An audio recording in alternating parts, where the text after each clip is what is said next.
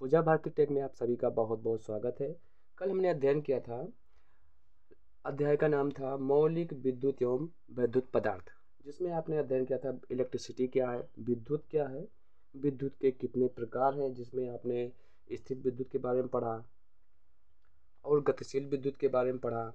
गतिशील विद्युत और स्थिर विद्युत, गतिशील विद्युत को उत्पन्न करने के कितने सोर्स हैं आपने कल उसमें अध्ययन किया था, जिसमें आपने पढ़ा था प्रकाशीय स्रोत द्वारा, तापीय विद्युत द्वारा, चुंबकीय विद्युत द्वारा, रासायनिक विद्युत द्वारा विद्युत को उत्पन्न किया जा सकता है। चैप्टर वही है, उसमें आगे का जो हम लोग अध्ययन करने वाले हैं उसका नाम है विद्युत से संबंधित मूल पद, basic terms related of electricity. आज हम अध्ययन करने वाले हैं कि विद्युत आवेश क्या होता है, इलेक्ट्रिक चार्ज क्या होता है, पदार्थ क्या होता है, अणु क्या होता है, परमाणु क्या होता है, परमाणु संरचना क्या होती है, नाभिक क्या होता है, प्रोटॉन क्या होता है, न्यूट्रॉन्स के बारे में अध्ययन करेंगे, इलेक्ट्रॉन्स के बारे में करेंगे और परमाणु क्रमांक और परमाणु भार के बारे में अध्ययन करेंगे। पदार्थ किससे मिलकर बनता है, अणु किससे मिलकर बनता है, परमाणु किससे मिलकर बनता है, इसकी संरचना क्या होती है, इस सब के बारे में आज इस वीडियो में अध्ययन करेंगे। लेकिन अगर आप में से जो स्टूडेंट्स अभी तक हमसे ज्वाइन नहीं हुए हैं तो कृपया आप हमसे ज्वाइन हो जाएं, ताकि आगे के जो लेक्चर्स हैं वो आपको समय समय पर मिलते रहे। तो फिर चलिए शुरू करते हैं। इलेक्ट्रिक चार्ज क्या है इसके बारे में जानते हैं। इलेक्ट्रिक चार्ज क्या होता है, विद्युत आवेश क्या होता है। आपने सुना होगा दो आवेश होते हैं, या फिर प्लस या फिर पॉजिटिव या फिर निगेटिव। तो दोस्तों सबसे पहले विद्युत आवेश को जानने से पहले आपको पदार्थ, अणु, परमाणु संरचना के बारे में ज्ञान होना आवश्यक है। तो सबसे पहले विद्युत आवेश तथा इसके प्रवाह की संकल्पना को समझने के लिए सर्वप्रथम परमाणु सिद्धांत के मूल सिद्धांतों का ज्ञान होना बहुत आवश्यक है। जैसे कि आप जानते हैं जो पदार्थ है वो किससे मिलकर बना होता है, अणु से मिलकर बना होता है। अणु किससे मिलकर बना होता है, परमाणु से मिलकर बना होता है। परमाणु किससे मिलकर बना होता है, परमाणु की एक संरचना होती है। अब परमाणु की संरचना कैसी होती है आगे अध्ययन करेंगे। सबसे पहले ये समझ लेते हैं कि पदार्थ क्या होता है।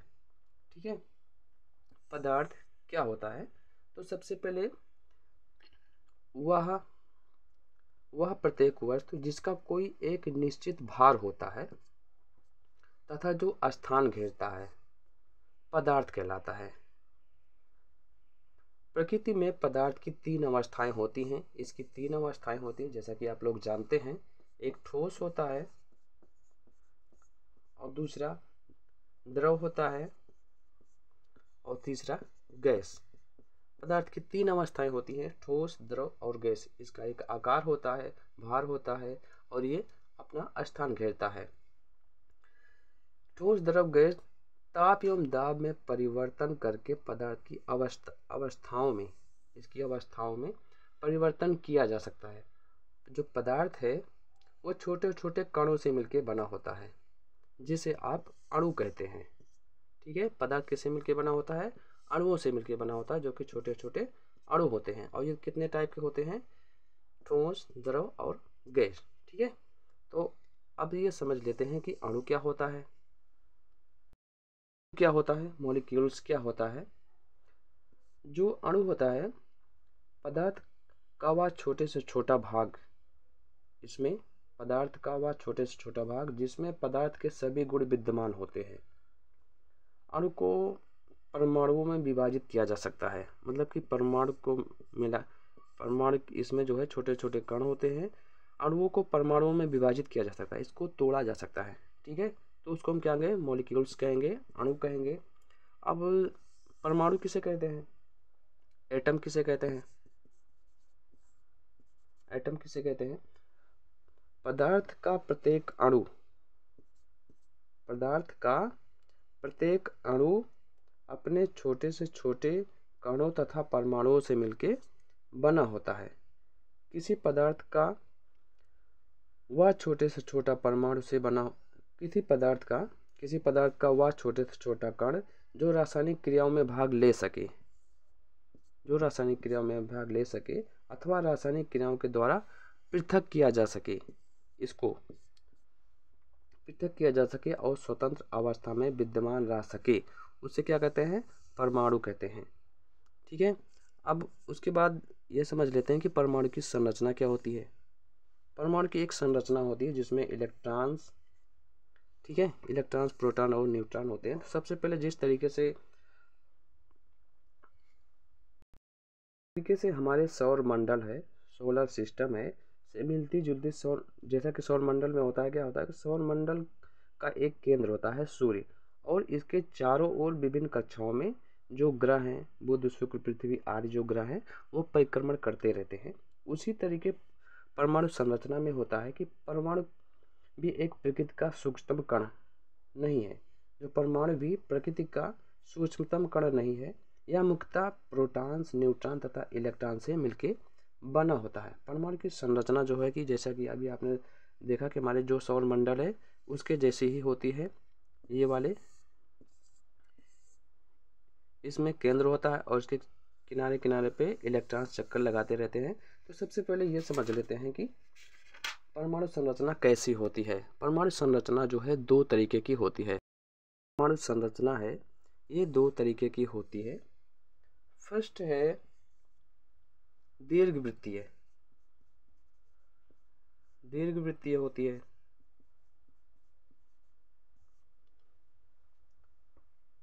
और जो दूसरा है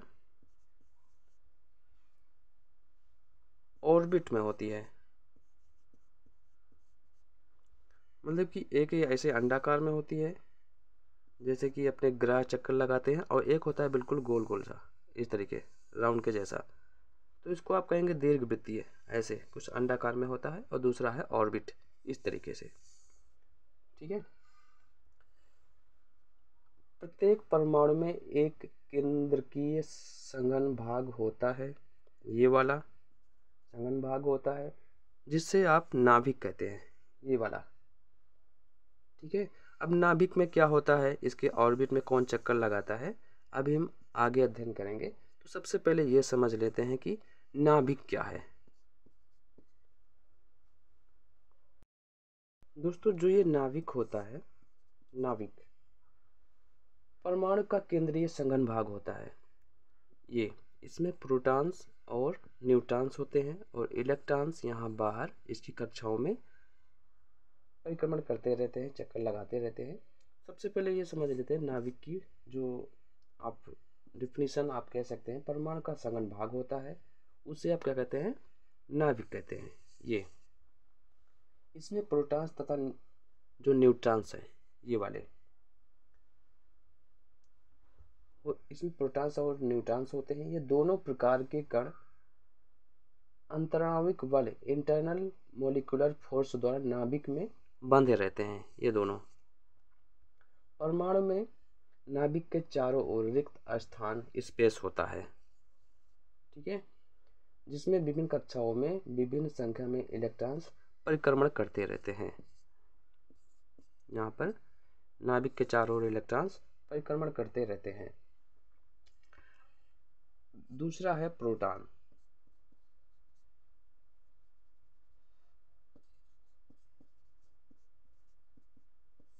ये प्रोटॉन क्या है दोस्तों? जो प्रोटॉन होता है यह प्रकृति का एक मूल कण है। किसी भी तत्व से प्राप्त प्रोटॉन सब प्रकार से समान होते हैं। ये कण नाभिक में अवस्थित होते हैं, स्थित होते हैं। जैसा कि आप लोग जानते हैं, नाभिक में क्या होता है, प्रोटॉन्स और न्यूट्रॉन्स होते हैं। किसी भी प्रकार की गति नहीं करते। जो प्रोटॉन्स हैं वो नाभिक में होते हैं, इस वजह से वो गति नहीं करते हैं न्यूट्रॉन्स। एक प्रोटॉन्स पर, इसमें जो एक प्रोटॉन्स होता है, एक प्रोटॉन्स पर कितना आवेश होता है, 1.6 इंटू 10 की पावर -19 कूलाम। ठीक है, इलेक्ट्रॉन के द्रव्यमान का लगभग 1845 गुना ये होता है प्रोटॉन्स। ठीक है, अब हम ये समझते हैं कि न्यूट्रॉन्स क्या है। जैसा कि नाम से ही पता चल रहा है कि ये न्यूट्रॉन्स है, मतलब इस पर कोई आवेश नहीं है। ओके दोस्तों, जो न्यूट्रॉन्स होता है, किसी भी प्रकार से तत्व से प्राप्त न्यूट्रॉन सब प्रकार से समान होते हैं। ये कण नाभिक में अवस्थित होते हैं और किसी भी प्रकार से गति नहीं करते हैं। ये क्योंकि ये केंद्रक में होता है। न्यूट्रॉन्स आवेश रहित होते हैं। इलेक्ट्रॉन पे आवेश होता है, प्रोटॉन्स पे आवेश होता है, लेकिन न्यूट्रॉन्स पे कोई आवेश नहीं होता है। ठीक है, ये आवेश रहित होते हैं। दोस्तों, इसका जो द्रव्यमान है प्रोटॉन्स के द्रव्यमान के लगभग बराबर होता है। न्यूट्रॉन्स का जो द्रव्यमान है लगभग प्रोटॉन्स के द्रव्यमान के बराबर होता है। ठीक है, अब हम बात करते हैं कि इलेक्ट्रॉन क्या है। केंद्रक समझ लिया, प्रोटॉन समझ लिया, न्यूट्रॉन समझ लिया। अब आपका बचा है इलेक्ट्रॉन, जो कि बाहरी कक्षा में ऑर्बिट में चक्कर लगाता रहता है। ठीक है, इलेक्ट्रॉन क्या होता है?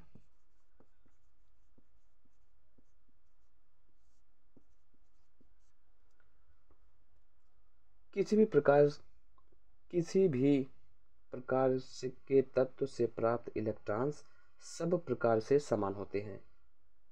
एक इलेक्ट्रॉन पर जो चार्ज होता है -1.6 इंटू 10⁻⁻⁹ कूलाम्ब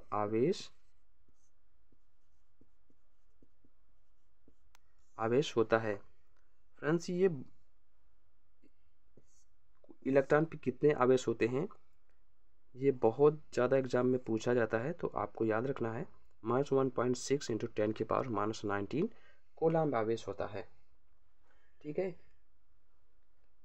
आपको ये याद रखना है कि ये जो है कि ये ऋण आवेश माना जाता है इलेक्ट्रॉन्स को। इसका जो द्रव्यमान है इलेक्ट्रॉन्स का 9.02 इंटू 10⁻⁻28 ग्राम होता है। ठीक है, एक इलेक्ट्रॉन का जो आवेश है आंशिक रूप से एक प्रोटॉन के आवेश के तुल्य होता है, परंतु ये दोनों एक दूसरे के विपरीत स्वभाव वाले होते हैं। प्रोटॉन्स के तुल्य होता है, लेकिन इनका जो स्वभाव है वो इनका विपरीत होता है। इलेक्ट्रॉन्स में दो प्रकार की गतियां विद्यमान होती है, जैसा कि अभी आपने देखा था। एक ये अंडाकार चक्रीय और दूसरी है कौन सी? ये वृत्ताकार। ठीक है, इलेक्ट्रॉन्स अपनी ही दूरी पर लट्टू की भांति घूमते रहते हैं। जैसा कि आप लोग जानते हैं कि ग्रहों में क्या होता है, बीच में सूर्य होता है और किनारे किनारे जो ग्रह हैं वो चक्कर लगाते रहते हैं। तो इसमें दो तरीके के इलेक्ट्रॉन्स होते हैं जो अपनी दूरी पर ऐसे ऐसे ऐसे ऐसे घूमते रहते हैं, और एक इलेक्ट्रॉन्स ऐसा होता है जो एक जगह पर ही ऐसे ऐसे घूमता रहता है। लेकिन एक तरीके का और इलेक्ट्रॉन होता है जो कक्षीय गति करता है, अपनी जगह पे घूमता भी ऐसे ऐसे और ऐसे ऐसे भी घूमता रहता है, जैसा कि पृथ्वी है अपने दूरी पर घूम रही है और कक्षा में भी ऐसे ऐसे घूम रही है। तो इसमें दो तरीके की गति होती है, चक्रण गति और दूसरी है कक्षीय गति। मतलब अपनी जगह पे घूम रहा है, एक यह होगा चक्रण और दूसरा है कक्षीय गति, अपनी गति पर भी घूमे और कक्षा में भी घूमे। ठीक है, किसी परमाणु में इलेक्ट्रॉनों की संख्या उसके नाभिक में स्थित प्रोटॉन्स की संख्या की समान होती है। ठीक है, नाभिक में स्थित प्रोटॉन्स तथा न्यूट्रॉन्स की संख्या के योगफल को उस पदार्थ का परमाणु भार कहते हैं। ठीक है, नाभिक में जो प्रोटॉन होते हैं और जो न्यूट्रॉन होते हैं, इन दोनों का जो योग होता है उसको कहते हैं परमाणु भार। प्रोटॉन्स प्लस न्यूट्रॉन्स को क्या कहते हैं? परमाणु भार।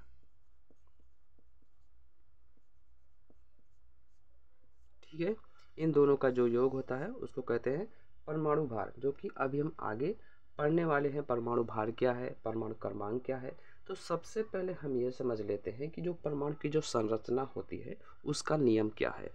ये जो इलेक्ट्रॉन्स चक्कर लगा रहे हैं, परमाणु की संरचना का जो नियम है वो क्या है। तो सबसे पहले परमाणु की संरचना में आपने सुना होगा इलेक्ट्रॉनिक विन्यास के यल यम NO P Q, इतना तो आपको पता ही होगा, KLMNOP ठीक है फ्रेंड्स, जो परमाणु संरचना का जो नियम है वो पहला नियम ये है कि जो परमाणु संरचना सामान्यतया अवस्था में आवेश रहित होता है, क्योंकि उसमें जो प्रोटॉन्स और इलेक्ट्रॉन्स की जो संख्या है वो बराबर होती है। ठीक है, प्रोटॉन्स और इलेक्ट्रॉन की जो संख्या है वो बराबर होती है। अतः परमाणु में धन आवेश और ऋण आवेश के तुल्य होता है। ठीक है, धन आवेश ये ऋण आवेश इनका जो एक दूसरे के बराबर होते हैं। सेकंड है, परमाणु में विद्यमान कक्षाओं को, जो परमाणु की जो ये कक्षाएं होती हैं, ये वाली बीच में नाभिक हो गया आपका, इसमें प्रोटॉन्स और न्यूट्रॉन्स हैं, ये जो आपकी कक्षाएं हैं, ये वाली कक्षाएं, परमाणु के में विद्यमान कक्षाओं को आप किस तरीके से लिखते हैं? जब आप इलेक्ट्रॉनिक विन्यास करते हैं तो को KL, M, N, O, P, Q अक्षरों से व्यक्त करते हैं। इसमें से प्रथम जो 4 अक्षर हैं KL, M, N, जो 4 अक्षर हैं, प्रथम कक्षाएं जो हैं KL, M, N का जो इलेक्ट्रॉनिक जो वितरण है, आप इसमें कौन सा फार्मूला यूज करते हैं? 2n²। मतलब कि अगर आप यहाँ पे अगर 1 इलेक्ट्रॉन है तो वहाँ पे रखेंगे n के जगह पे 1, तो यहाँ पे हो जाएगा स्क्वायर इक्वल टू कितना हो जाएगा? 2 इलेक्ट्रॉन्स। मतलब k में कितना हो जाएगा?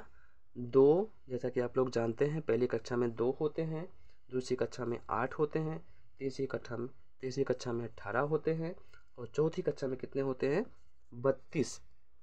1, 2, 3, 4 तक आपको 2n² के अकॉर्डिंग ही मान रखना है। ठीक है, उसके बाद हम अध्ययन करने वाले हैं कि एटॉमिक नंबर क्या है। एटॉमिक नंबर क्या है, परमाणु क्रमांक क्या है, और परमाणु भार क्या है। ठीक है, परमाणु संरचना का नियम तो आप जानते हैं, इलेक्ट्रॉनिक विन्यास KL, M, N, O, P, Q 4 अक्षरों में आपको 2n² के नाम से रखना है। पहली कक्षा में 2, 8, 18, 32। तो अब हम एटॉमिक नंबर क्या होता है, ठीक है, परमाणु क्रमांक क्या होता है,